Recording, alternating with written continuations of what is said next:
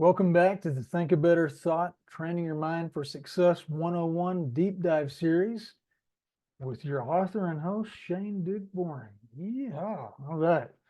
Today, we're getting into a fun topic on chapter 15, What's Wrong with Perfection? To accomplish the perfect perfection, a little imperfection helps. A nice little quote, isn't it?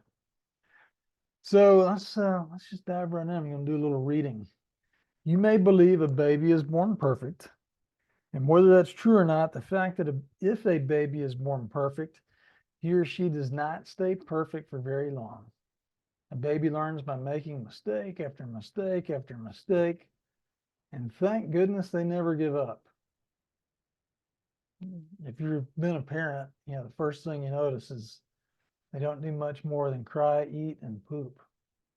And then one day they kind of wake up a bit and they start observing the environment around them. You're like, hey, that's pretty cool. Then they start soaking up everything like a sponge and start making noises. There's no judgment from the baby, though, right? The baby's not judging. They're observing, taking it all in. How could a baby judge anything? They haven't been taught to yet. They start to move. They try to sit up, fall over, make noises with their mouth. They try to talk. They slobber all over their face and clothes. They vomit all over you, right? They crawl, they fall, they try to walk and fall.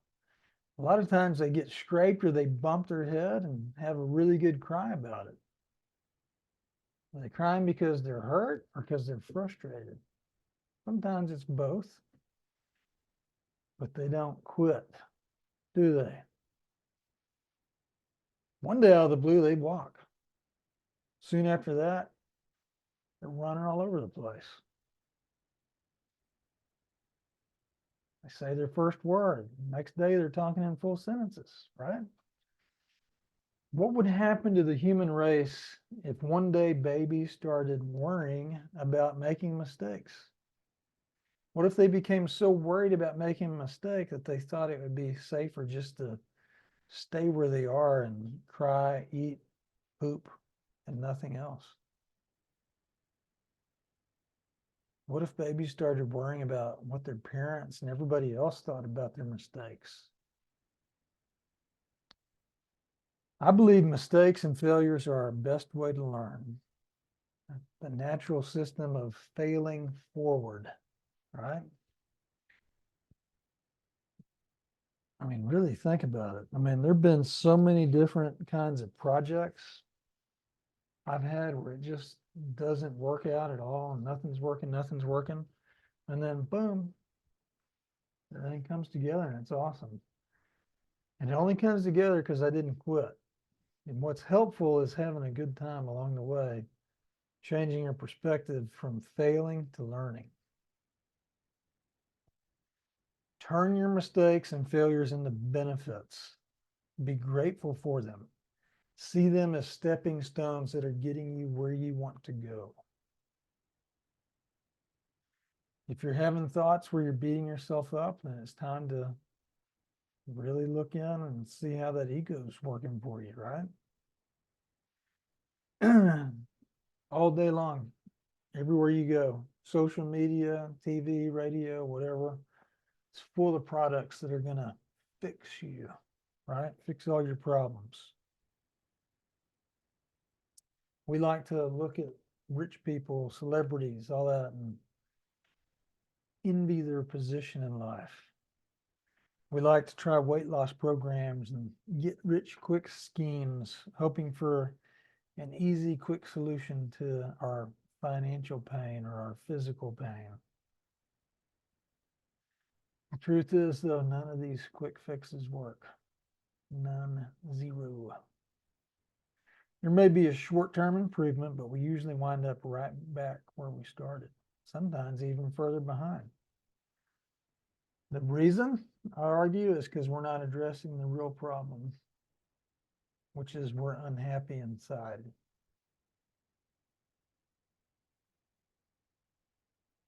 Science had kind of a rough couple of years, but Science does tell us there's no identical leaf on any tree alive.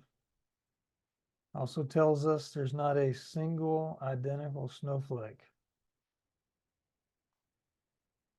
You are even more unique. You're way more important than some leaf or a snowflake, and there's not a single another one of you or ever will be. There's the only one of you who's ever going to be here. You were created unique for a special purpose for you. You're priceless. You are a masterpiece, an unduplicatable masterpiece. That's you. That's me. That's all of us. Okay, now how many times have you said this in your life? I have it in bold. It was nearly its own chapter, but I just couldn't go there. Sticks and stones may break my bones, but words will never hurt me. Said that a lot in school, grade school anyway. It's rare that I ever meet anyone who doesn't feel a compelling need to be liked by others. It's part of our DNA. Let me ask you a question though, or ask yourself this. Does what other people think about me help me in any way? Does it hurt me? Tell you a little story while you're thinking about this answer. In 2017, I believe, we went on a trip to Iceland, my family and I. My kids at that time were 15, 16, 19, and 21 years old. They were all, all of our kids have been involved in sports, lots of friends, their lives. And when we got to Iceland, I noticed they were acting a little more relaxed, right? And through the vacation, I was like, this is a result of them not knowing anybody here. They could care less what the Icelandic people think of them. They're just having a good time being who they are. It was awesome. They weren't worried about the opinions of others. Most of us waste or wind up wasting tons of time and energy trying to influence what other people think about us. Yet these people either disappoint us because they can never live up to our expectations of them, or we agonize because we're totally clueless about what they actually think about us. Now,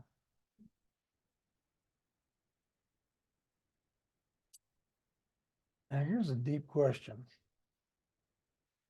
Do you think it's possible? Now I'm assuming here that you know this because you're here with me and we're in chapter, I think we're getting close to the end here. So that must mean that you've recognized your ego's been running the show, right? So do you think it's possible that most of the population experiences the same challenges where their egos are running the show too? Just like you? But they haven't been given the tools. They know something's off, but they're still off in la la land, right? If that's the truth, do you think they even have a real opinion of you? Can they? No.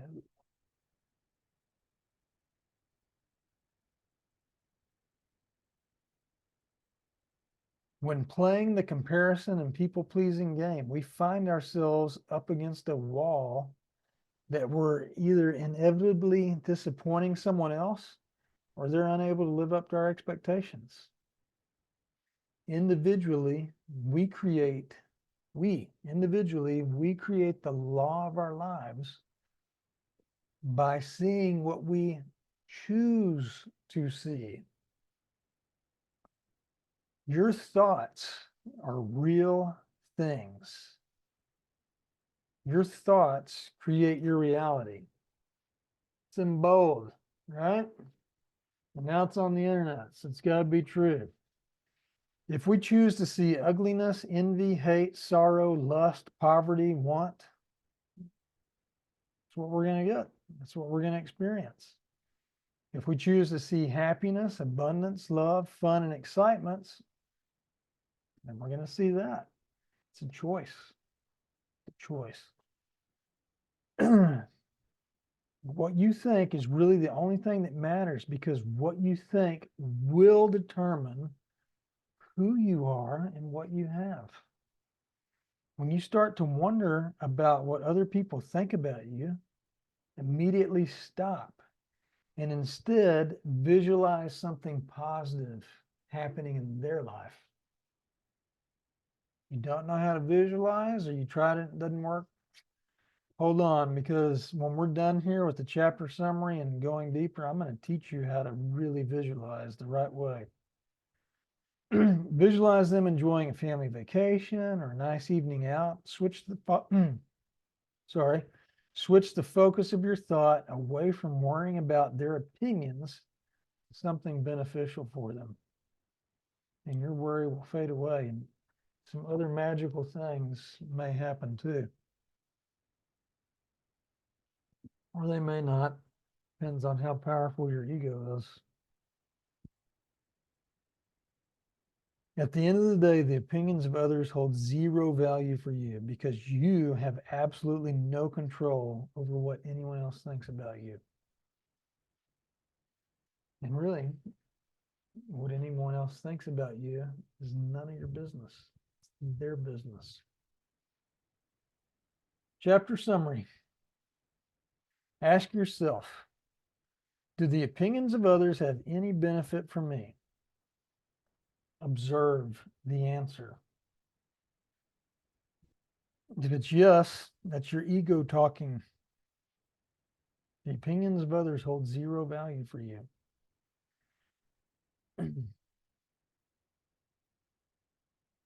Who gives this person permission to shape who you are with their judgment of you? Person's you. Take back ownership of your life. The only person who can give permission to shape who you are is you. You have 100% full control over who you are. Use this thought control intelligently. Does knowing this mean that you will not be judged? No, you're going to be judged. Knowing you have complete control over your thought means that you can focus your thought on the truth of who you are. Here's our training exercise. If you're not feeling okay with being imperfect and find that you're beating yourself up with thoughts you'd never say to a friend, then ask yourself this: can I absolutely prove this belief without a shadow of a doubt? If you can't, then it's not true. That simple question right there can begin to open the pathway for you to garner more compassion for yourself and all the ways you're learning as you grow. Shall we go a little deeper? Yeah. Oh, we're not down. That's a little longer than I thought. We're still on the training exercise. Keep a beginner's mind, always learning, where you never take anything for granted and always revisit the grandest of life's lessons from an open perspective. The more energy we spend trying to make someone else like us, the less attention we have on honoring ourselves in the ways that'll make us most joyful. You have 100% full control over who you are. You can choose whether you allow someone else to judge you in a way that impacts your own well-being. Can you accept that others will have an opinion of you no matter what? Can you visualize something positive happening in your own life, then thinking about something beneficial happening for someone else? Can you continue to cultivate this feeling of goodness so that everyone wins? Accept that you have 100% full control over who you are and take charge. All right, now let's go deeper, okay? Has your quest for perfection programmed your subconscious mind with thoughts of failure and defeat? Can you think back to a time in life where you missed hitting a goal and what your thoughts were? Think about all the times you've mentally beat yourself up and ask yourself if what you were thinking about you would be the same words you would use with a friend. I learned that my subconscious was full of negative thoughts about myself. These thoughts were input over many different experiences I perceived to be negative, okay? I also learned that only through the practice of consistent, daily, positive personal affirmations of at least 1 month could the negative thoughts be flushed out. I took my favorite personal affirmations from my favorite books and recorded audio files to play back to myself. You can do this with any smartphone and even add some relaxing background music. I listen to my affirmations every morning upon waking, various times throughout the day, and before going to bed. I always feel better, more relaxed, and confident when listening to them. You will too if you will take the time to find, write, and record them. Here's one of my favorites from the audiobook, The Science of Getting Rich. Ready? Steal it. I did. I can succeed. All that is possible to anyone is possible to me. I am successful. I do succeed, for the power of success is full inside me. This is the simple truth. Create one or more of these positive affirmations. Read it aloud every day. If you're wondering how to come up with them, just Google positive affirmations. You'll be flooded with them. There's hundreds of websites and resources available. I have written, revised, deleted, resurrected, and rewritten affirmations for over 20 years. There's one thing I've learned: they never stop evolving. Never. They're always changing. As I change, my affirmations change. There's always something new and exciting to work toward. Now, if you want to take it even further, you have a very, very long list of affirmations. I suggest that you record them and play them back to yourself. This has been proven to be one of the very best methods of reaching your subconscious mind before bed. I highly encourage you to start by setting aside 5 minutes a day at the same time. Keep it consistent and remain persistent about when you do it. You will need at least 30 consecutive days of reading the same affirmation for it to start to take effect. Remember that NASA goggle study we've talked about a few times? Yeah. Now, next chapter, because that's the end of chapter 15, chapter 16 is about stopping the hate. Stop hating yourself. All right. Now, you need 30 days. So I'm going to give you a couple tools here, a couple bonus tools.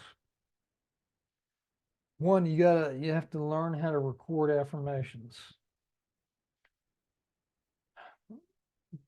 I have made many videos where we're doing a lot of editing. I record music. I'm also a musician. And so I'm pretty familiar with how to record stuff. Now, if you have a smartphone, particularly an iPhone, there should be an app on the Android too, but there's an app that comes preloaded on your phone. So if you saw a glitch there, it's because we had to do a little edit on the bonus material. I had a little dry thing in my throat. Needed a drink.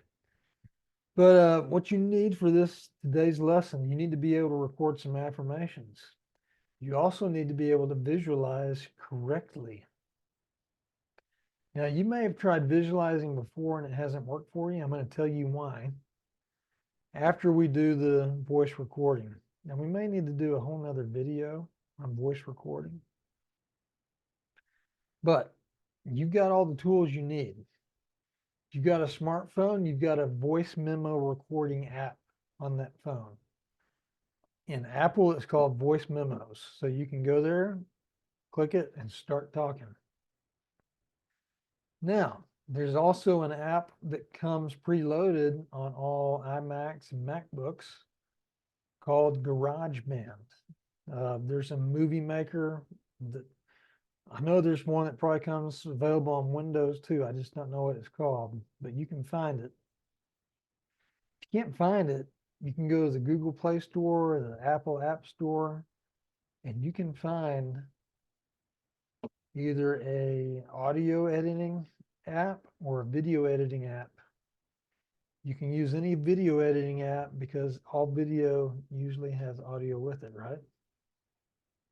So what you're going to do is you're going to record your voice memo, and then you're going to export that file into your editing app. And you're going to add some music, and then you'll export it as a song. And then you can even put it on your phone and you can loop it to play all day. It's pretty cool. I think what I will do, just to be extra helpful, is I will make a video of me recording my next set of affirmations. And I'll use GarageBand, okay? That way everybody will know how to do it. All right, now I'm going to teach you how to visualize the right way, okay? Let's pay attention. You ready? I want you to see a gray cat walking down the sidewalk from a second floor balcony. Look down at it right now, just walking down about 10 steps. Maybe that cat looks up at you. You saw that, right? You're on the second floor. Saw the cat walking. Pretty easy. You saw it from first person. But what person was the cat in? Third person. Be the cat. Look at your whole body doing the thing that you want to do. Right? Let me give you an example. From the second story balcony, see yourself walking down the gray sidewalk with a red sweater, bending over to pick up 10 bars of gold that you just found on the street. Pretty cool, right? See it? Now, can we play the what if up game with ourselves? See yourself walking down that same sidewalk happily, maybe do a little skip. And you climb onto the back of one of 10 semi-trucks overloaded with gold. And now you're tossing gold bars from the trucks to everyone because you have so much abundance. You're sharing it with the world. That visualization is done properly. Throwing out that gold, sharing the gold, right? All right, and it works great. You can always level up when you think a better thought, right?